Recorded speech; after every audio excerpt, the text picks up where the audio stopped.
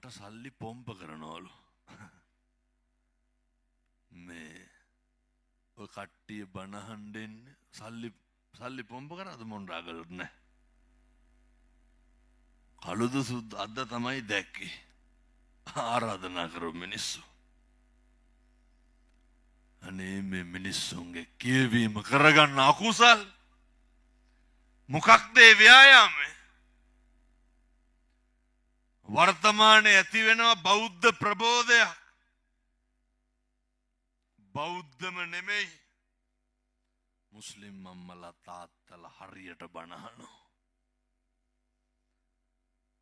කතෝලික පියවරු කතෝලික පින්නතුන් තරුණය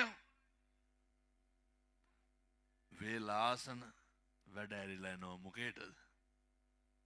බනහන්න. ඊයේ පෙරේද කටුනායක දේශනාවක් තිබ්බ ෆැක්ටරි එකට වරුවක් නිවාඩු දෙන්න වුණා. සේරම ගිහිල්ලා බනහන්න. කාගේද? මගේ. මේ තමයි ධර්මයේ ආශ්චර්යය. මේක දරාගන්න බැරි වුණාම මිනිස්සු සමාජ වෛරය පතුරනවා. ඒ මිනිස්සුන්ට පුරුද්දක් නෑ කතා කරන්න. කරන්න පුළුවන් එකම දේ ගිනි තියන එක.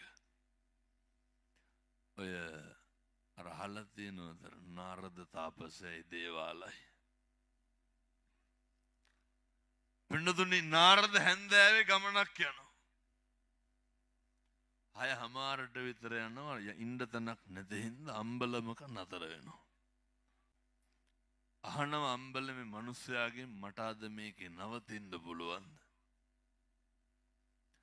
අම්බලමේ මිනිස්සයා කියනවා නවතින්න පුළුවන් හැබැයි ආලෝකේ නැහැ. කෝකටත් කියලා නාරද මොකද කරන්නේ? ඇහැ කන පේන වෙලාවේ අම්බලමේ කෙලවරටම යනවා. ගිහිල්ලා බුදිය ගන්නවා. ජාමකින් එනවා දේවාල. දේවාල මොකද කරන්නේ? දේවාලත් අහනවා නවතින්න. දේවාලට කියනවා නවතින්න පුළුවන් ලයිට් නැහැ හැබැයි ඇතුලේ එක්කෙනෙක් ඉන්නවා. දේවාල බැලුව පින්නතුනේ කළුවර හින්දා වැඩි රින්ගුවේ නැහැ. දොරකඩ බුදියාව. ප්‍රශ්නයක් නැහැ. නාරදට රෑ 12කට විතර වැසිකිලි කැසිකිලි යන්න උමනාවක් ආවා. දැන් නාරද දන්නවද දේවාල දොරකඩ බුදි කියලා? දන්නේ. යනකොට දේවාලේ ගිරිය පෑගුණා. මොකද්ද මේ? බෙල්ල පෑගුණා. දේවාල කෑ ගහන්න ගත්තා මරනවා කියලා. ඇත්තටම දේවාල බය වුණා. යනකොට දකුණු පැත්තෙන් ගිය දැන් එනවා අනිවාර්යෙන් එනකොටත් වම් පැත්තෙන් ඇවිල්ලා තද කරලා පාගලා මරනවා. දේවාල දෙන්නම් හොඳ වැඩේ කියලා කකුල් දා පැත්තට බෙල්ල දැම්ම බෙල්ල දා පැත්තට කකුල් දෙපැත්ත මාරු කරා. නාරද කල්පනා කරා එනකොට දකුණු පැත්තෙන් ආවේ දකුණු පැත්තෙන් බෙල්ල තිබ්බේ යනකොටත් පෑගේ ඉන්නේ යනකොට වම් පැත්තේ යන්නම් කියලා නාරද මොකද කරුවේ? අයත් යද්දි මොකද වුනේ? හෙන ගහනවද කතා කරුවන?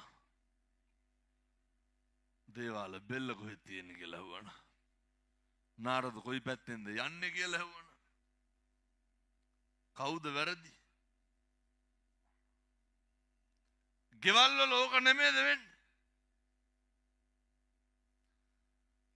මෙතන ඉන්න කාගේ ගෙදරද කතා කරලා ප්‍රශ්නයක් විසඳ ගන්න පුළුවන්?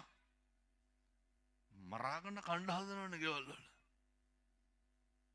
එකට කියනවද මොරාගල පැත්තේ නැහැ. එකක් කිව්වොත් අනිත් පැත්තෙන් 60ක් විතර පහදන්න බෑනේ ගෙවල් වල කතා කරලා කවදාවත්. ඒකට කියන්නේ මෝඩකම කියලා. පැහැදිලි ඇති මං හිතන්නේ.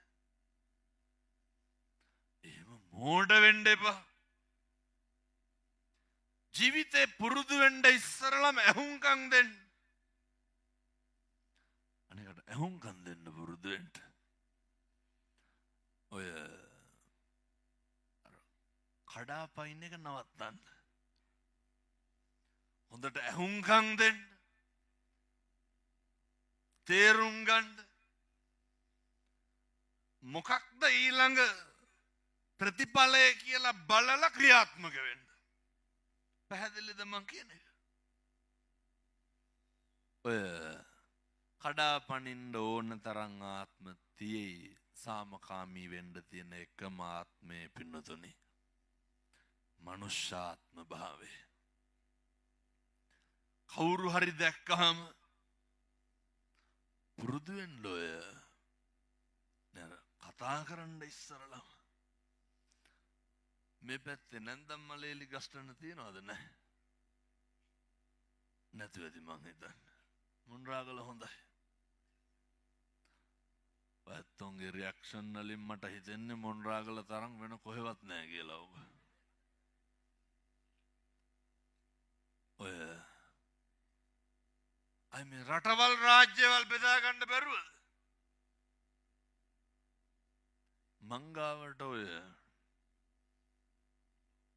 මම මේ දැන් නම් පින්නතුනි මට එහෙම අවස්ථාවක් ලැබෙන්නේ නැහැ මිනිස්සුත් එක්ක කතා කරන්න. දැන් මට අලුතෙන් බණක් බාර ගන්නවා නම් බාර ගන්න තියෙන්නේ 2028 සැප්තැම්බර් දිහා. මං දැක්කා ඒකටත් කියලා තිබ්බ මේ මට 2028 වෙනකම් බණ තියෙනවලු. ඒ කරන්නේ බොරුවක්ලු. ඔය මොකේ කරේ තට්ටේ තියෙන මාම කෙනෙක් ඔය වීඩියෝ කැල්ලක් දාලා තිබ්බා. පව්. පින්නතුනි හැමදාම උදේට නැගිටිනකොට අපේ පන්සලට එන්නකො 40ක් විතර වටේ උස්සගෙන ස්තූපයේ ඉන්නවා. මොකේද? මම මේ අද ඉස්සරලම කියන්නේ 6000කට වැඩියෙන් දින ඉල්ලලා තියෙනවා. අවුරුද්දට දවස් කීයද? 365යි. 365වත් 10ක් 3650කට විතරයි අවුරුදු 10කට දින දුන්නත් දෙන්න වෙන්නේ. ඉතුරු ටිකට තව අවුරුදු 10ක් දෙන්න වෙනවා. අවුරුදු 20ක් දින දෙන්න බෑ.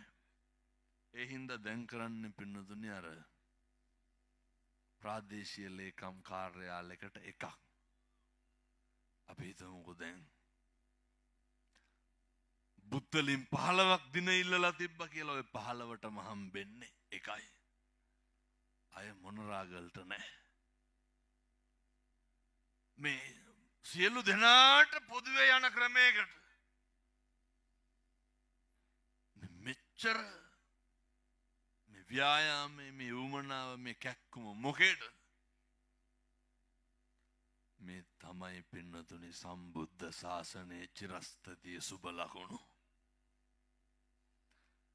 මේ සම්බුද්ධ ශාසනේ පත් හිතනවද මොන බලවේගයකටවත් මේක විනාශ කරන්න පුළුවන් කියලා? බෑ. ඒ නිසා තමයි ඔය විවිධ තර්ජන, ගර්ජන, විවිධ අපවාද මොකේද? මේක නවත්තන්න. දවසට එන පණිවිඩ වලින් වැඩි හරියක් එන්නේ. හාමුදුරුවනේ පරිස්සම් වෙන්න, පරිස්සම් වෙන්න, පරිස්සම් වෙන්න. එයි අපේ අම්මලා තාත්තලා හරි බයයි අපිව විනාශ කරයි කියලා. මේ සම්බුද්ධ ශාසනයේ චිරස්ථිතිය වෙනුවෙන් තරුණ මහත්තුරු බණහන් දෙන්නේ ඇයි? ඒත් මේක කරට ගත්තාම මෙතනින් ඔය තරුණයෝ වයසට යනකම් මේක උස්සගෙන යනවා. අය බය වෙන්න දෙයක් නැහැ. අයත් කවුරු හරි එනවා එතකොට. ආයෙත් උස්සලා දෙනවා. ආයෙත් තරයි යනවා. මේ සිව්වනක් පිරිස ධර්මයේ හැසිරෙන තාක්කල් මේ සම්බුද්ධ ශාසනය විනාශ වෙන්නේ නැහැ. පින්නත් සියලු දෙනා ගෙවල් දොරවල් වල ඉන්නකොට ඔය අර දේශනා කරේ ගස්ටන මතවාද ඇති වෙන්නේ අලුතෙන්ම බැඳපු ජෝඩුවක් ආව මංගාවට. මං කියන්නේ ඔය ගෙවල් වල මෙහෙම හැසිරෙන්න එපා. පුදුම වෛරයක් නේ තියෙන්නේ. මෙතන ඉන්න හැම අම්මා කෙනෙක්ම සේරම නැතුව ඇති. ඔය පීඩණයට භාජනය වෙලා තියෙනවා. එක කිරියම්ම කෙනෙක් මට කියනවා මුන්දගේ මූණේ අබ පුපුරනවා. ඇයි? වෛරය. ඔය මට කියනවා හාමුදුරුවනේ මං කියන විදිහටම කියන්නද? මට කියපු විදිහට. හාමුදුරුවනේ අරකි ළමයා එක්කන් එන්න යනකොටත් මේ මූණ හොදනවලු. කාටද මේ කියන්නේ? ලේලිට. මේ නියපොතු පාට කරනවලු. ගොඩාක් ಜಾති කිව්වා. මම ඇහුවා කවුද මූණ හොදන්නේ? කවුද හොදන්නේ? ලේලි. කවුද නියම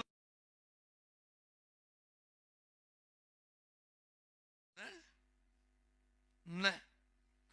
අවසානයේ කිව්වා හාමුදුරුවනේ ඒකීගේ සුදිය වැඩිලු. මං කාගේද සුදිය වැඩි? ලේලිගේ. මං අහුව කිරියම්ම මොකටද පුපුරන්නේ කියලා එන. අර සේරම වැඩි ලේලිගේනේ. කිරියම්මගේ නෙමෙයි. මේවා තමයි ගෙවල් වල තියෙන්නේ. එකම කොල්ලා අම්මා විතරයි. කසාද බැඳලා ගෙදර දුරෝනේ. එකම කොල්ලා අම්මා විතරක් ඉන්නකොට සතුටින් ඉන්න පුළුවන් වෙයි කියලා හිතුවලු. හරියටම සතියක් යනකොට අම්මා වෙනස් වුණාලු. මම මේ කියන්නේ මේක ලේලිලාට හදන්න පුළුවන්. වේලිච්චේරුට නමන්න බෑ කැඩෙනවනේ. අම්මෝ නැමියගේ. ඒ හින්දා පොඩ්ඩක් ලේලිලා මේක ගැන අවධානයෙන් ඉන්න ඕනේ. ඔය අර වේලිච්චා කිව්වේ කිරියම්මලාට නෙමෙයි හොඳේ. කියනවා හාමුදුරුවනේ පුළුවන් නම් අම්මත් එක්ක කතා කරන්න. මං කතා කරා. කතා කරනකොට පැය ගාණක් කතා කරාට පස්සේ ප්‍රශ්නේ එළියට ආවා. හාමුදුරුවෝ අරකි ආවා විතරයි අරකත් උදේ නැගිටලා උයන්න පටන් ගත්තලු. මොකද්ද ප්‍රශ්නේ? අර ඉතින් අම්මා ගෙදර ඉන්නකොට කොල්ලා 10ට විතර නැගිටිනවා. කොහොමද ඉතින් කසාද බඳ බලුතෝයි සහයෝගය තියෙනවනේ. මේක දරන්න බෑ කාටද? අම්මට වෙන කාටවත් නෙමෙයි.